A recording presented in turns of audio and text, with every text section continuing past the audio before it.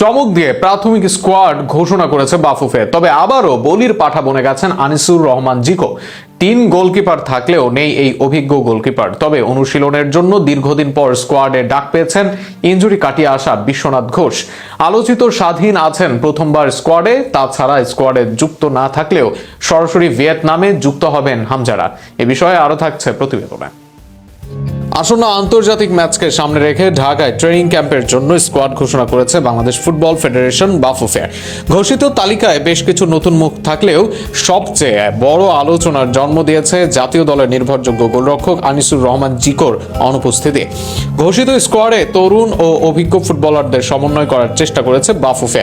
মিডফিল্ডে জাতীয় দলের অধিনায়ক জামাল ভুঁইয়া আছেন স্কোয়াডে, তার সঙ্গে রয়েছেন মিডফিল্ডার মোহাম্মদ হৃদয়।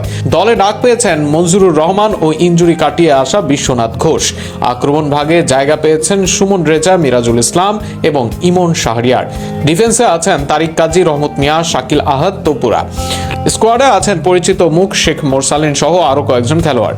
তাদের মধ্যে ইসহাক আকন্দ, জায়ান আহমেদ, সাদ উদ্দিন, ইসা ফয়সাল, শাহ কাজিম কিরমানি, সোহেল রানা, আরমান ফয়সাল আকাশ, ইমন শাহরিয়ার, ফয়সাল আহমেদ ফাহিম, ফাহমিদুল ইসলাম, রফিকুল ইসলাম।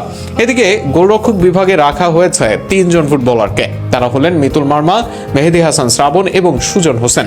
এই 3 গোলরক্ষকই ঢাকা ট্রেনিং ক্যাম্পে নিজেদের প্রমাণের সুযোগ পাবেন।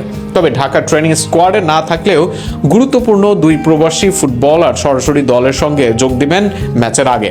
ইংল্যান্ডে খেলা মিডফিল্ডার হামজা চৌধুরী এবং প্রবাসী ফুটবলার সমিত সোম ম্যাচের আগে সরাসরি ভিয়েতনামে গিয়ে দলের সঙ্গে যুক্ত হবেন বলে জানিয়েছে বাফুফে।